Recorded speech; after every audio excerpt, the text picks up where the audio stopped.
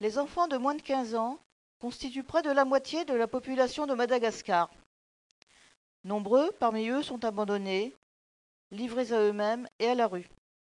Ils tentent de survivre, souvent près des bacs à ordures, et ils dorment, quand ils le peuvent, sous les étals des marchés.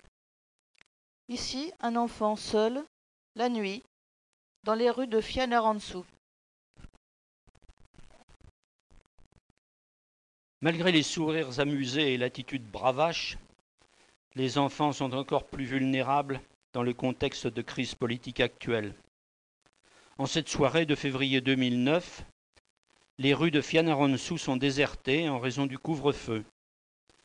Ils n'ont pourtant pas d'autre choix que de dormir là où ils ont toujours vécu, dans la rue. La plupart du temps, ils vivent en bande et s'organisent pour mendier, faire des petits boulots, récupérer de la nourriture dans les ordures ou revendre par exemple des boîtes de conserve et des capsules de bouteilles.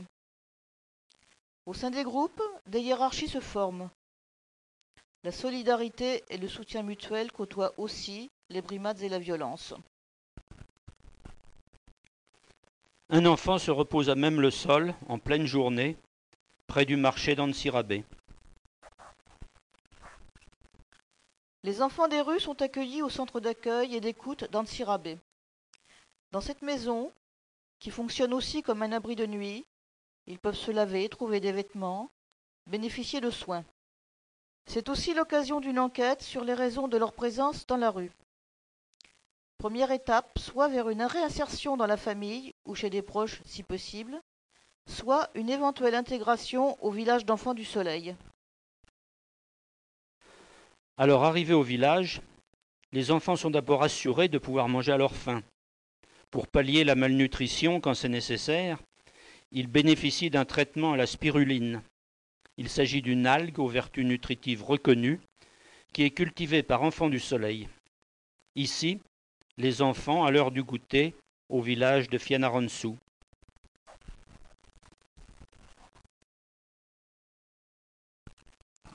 Une fois arrivés au village, malgré un temps d'adaptation parfois long, les enfants apprennent les rudiments et les règles de la vie en commun.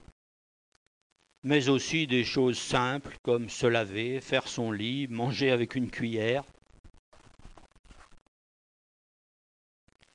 Roger a 5 ans. Il a été trouvé dans la rue 2 ans auparavant à Antsirabe. Son père est inconnu et sa mère est décédée. Son frère aîné, trop longtemps habitué à vivre dehors, a fugué un mois plus tôt. Véronique, 9 ans, est arrivée au village Enfants du Soleil d'Antsirabe en 2005, alors qu'elle errait seule près d'un marché. Son père a disparu et sa mère est en prison pour un vol de marmite.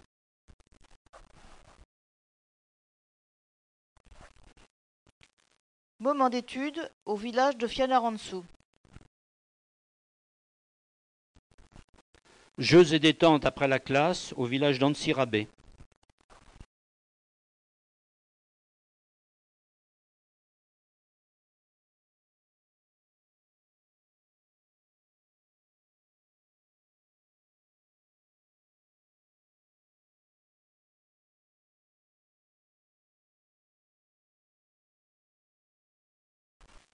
Les enfants retrouvent le sourire.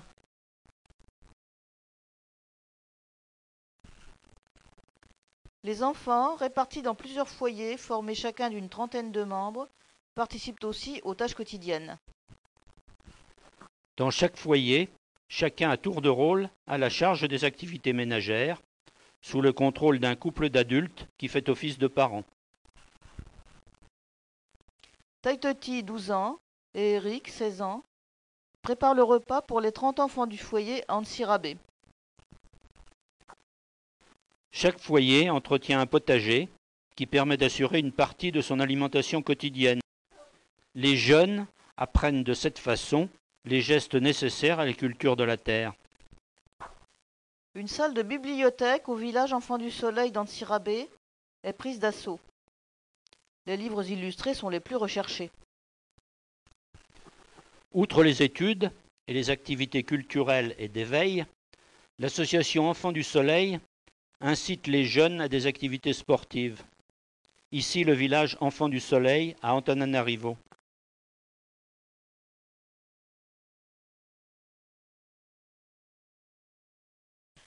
Au village de Fianarantsoa, les jeunes préparent un spectacle musical. Pendant que les mères travaillent au centre d'aide par le travail, les enfants bénéficient de la scolarité. Une classe dans l'enceinte du village d'Antananarivo, où les enfants sont remis à niveau pour ensuite intégrer l'école Saint-Michel à proximité.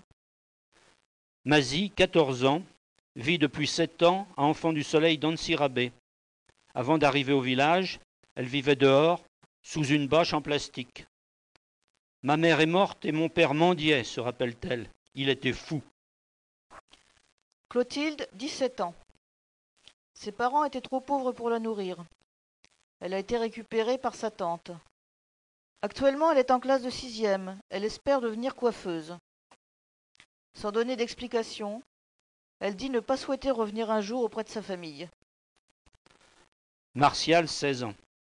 À 8 ans, un cancer de la jambe l'oblige à se faire amputer. Arrivé à l'âge de 10 ans au village d'Antsirabe. Il est le musicien du village et anime les moments de fête. Il veut devenir menuisier. Fabien, 17 ans, est formé à la couture. Il avait passé sa vie dans la rue de l'âge de 5 ans jusqu'à 12 ans, lorsqu'il a été récupéré par Enfants du Soleil. Ces deux jeunes filles, couturières, sont désormais autonomes. Elles vivent en ville et vendent le produit de leur travail à l'entrée d'Antsirabe. Jean-Baptiste, 20 ans, est autonome, après avoir vécu 16 ans au village Enfants du Soleil d'Antsirabe. Il gagne sa vie comme comptable. Son salaire lui permet même de payer les fournitures scolaires de ses 3 sœurs et de son frère. Son souhait, fonder une famille. À ses côtés, un ami, avec lequel il partage la location de son logement. Michael, 25 ans, et sa mère Sohari, 55 ans. Michael incarne une des plus belles réussites de l'association Enfants du Soleil. Il a passé 13 ans au village Enfants du Soleil d'Antsirabe.